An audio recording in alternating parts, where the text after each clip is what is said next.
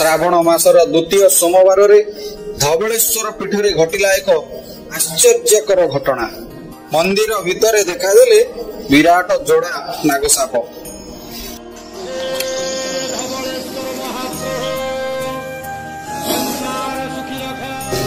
श्रावण मासर द्वितीय सोमवार धवलेश्वर पीठरे यही आश्चर्यकर घटना घटी जाइथिला।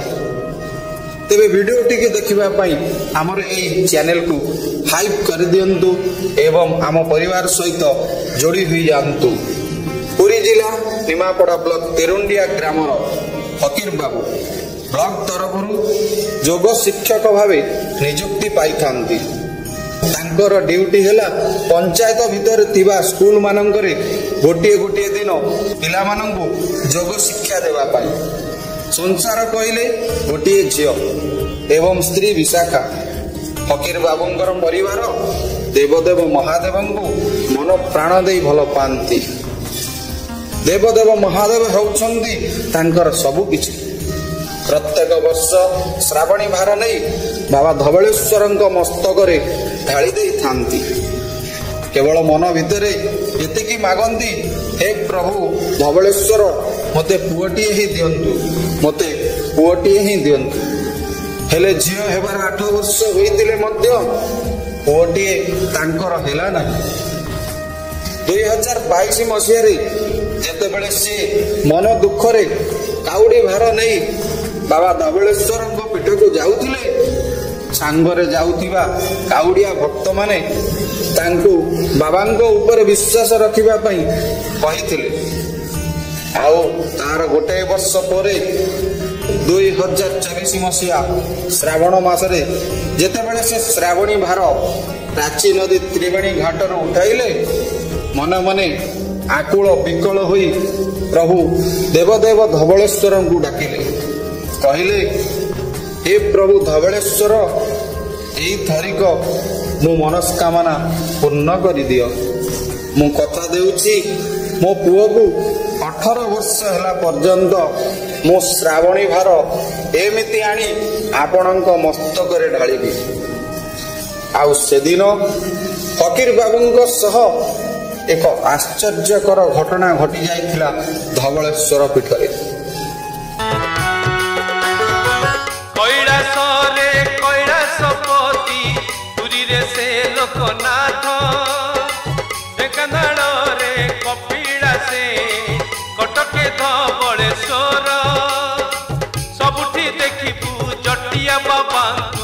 पानी भार नहीं बाटरे जाउथिबा बेले से टिके थकी पड़िले। सांगरे जाउथिबा साथी माने आगको चली गले। फकीर बाबू को से दिन भारी क्लांत आउ थका लगुला। फकीर बाबू पछरे गोटे वृक्ष मूले किसी समय अटकी गले। वृक्ष को आउजी पड़ी टिके दम नेले। धवलेश्वर आउ मात्र 5 किलोमीटर थाए, किंतु तांकु ए वर्ष जेमिति लागुथिला अन्य केउ वर्ष एमिति लागु नथला। काहेकि तांको देह हाथ एते दुर्बल लागुची, कमजोर लागुची। हठात केही जणे कहिला, कोन थकी पड़िलो कि? मंदिर परा आहुरी 7 किलोमीटर बाकी अछि। फकीर बाबूंको थक्का मारिबा केउ आड़े उभाई गला। पछकु चाहि देखंती तो एक विराट षंढ को देखि फकीर बाबू बुझी गले प्रभु महादेव तांको सांगरे अछंती। तेणु तांको चलिबाकू हबो, तांको निरंतर चलिबाकू हेबो। तापरे से पुणी बाहुंगी धरी चलिबाकू लागिले। गोड़ पाद तल फाटी फोटका होई जाउथाय। देह को प्रबल कष्ट लागुथाय। जेमिति लागुथाय से प्रथम थर पानी भार नहीं आसीछंती बाबा धवलेश्वर को पीठ को। पानी भार उपरे सते कि किए जणे बसिथिबा भली लागुथाय। एते भारी लागुथाय जे बोहिबा कष्टकर होई पडुथाय। तथापि फकीर बाबू पानी भार तळे रखि नथिले।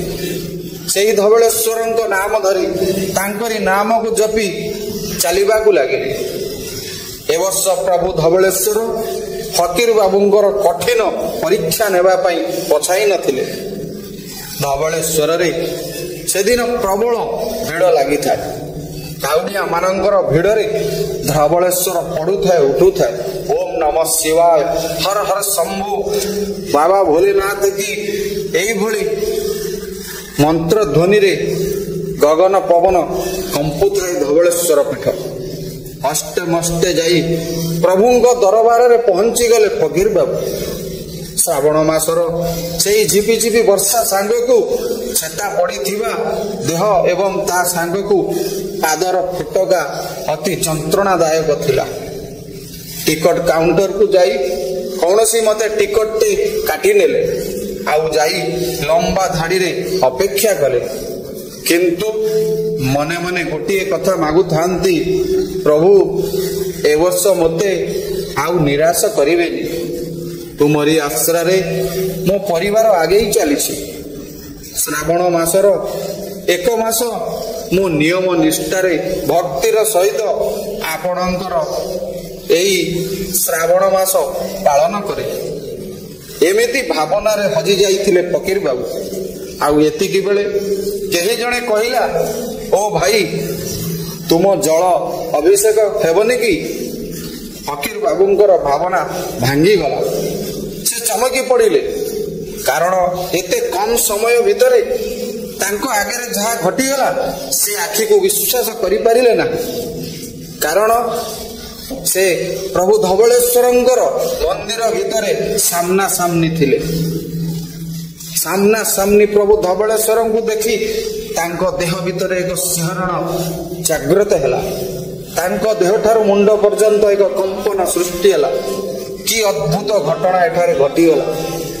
ଫକୀର ବାବୁ ଚଟାପଟ ତାଙ୍କର ପାଣି ଭାର ବଢ଼ାଇ ଦେଲେ ପୂଜାରୀ ନନାଙ୍କୁ। ପୂଜାରୀ ନନା ଯେତେବେଳେ ବାବାଙ୍କ ମସ୍ତକରେ ପାଣି ଢାଳିଲେ, ହେଲା ସେଠାରେ ଏକ ବିରାଟ ଚମତ୍କାର। 2ଟି ନାଗନାଗୁଣୀ ଯୋଡ଼ା ଯୋଡ଼ି ହୋଇ ବିରାଟ ଫଣା ଟେକି ଲିଙ୍ଗ ଉପରେ ଠିଆ ହୋଇଗଲେ। ପୂଜାରୀ କହିଲେ, ବାବୁ ତୁମ ମନସ୍କାମନା ବାବା ଶୁଣିନେଲେ, ନିଶ୍ଚିତ ପୂରଣ କରିବେ ତୁମର ମନସ୍କାମନା। ଫକୀର ବାବୁ ଆନନ୍ଦ ହୋଇଗଲେ।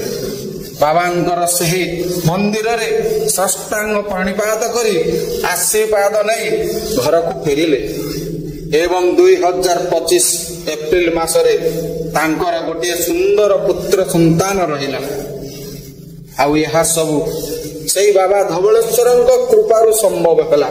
ଦୃଢ଼ ଇଚ୍ଛା ଶକ୍ତି, ଭକ୍ତି, ନିଷ୍ଠା, ନିୟମ ସବୁ ଥିବାରୁ ସେ ଆଜି ପ୍ରଭୁ ଦେବଦେବ ମହାଦେବଙ୍କର କୃପା ଲାଭ କଲେ ଏବଂ ଏକ ସୁନ୍ଦର ପୁତ୍ରର ଜନକ ହୋଇପାରିଲେ।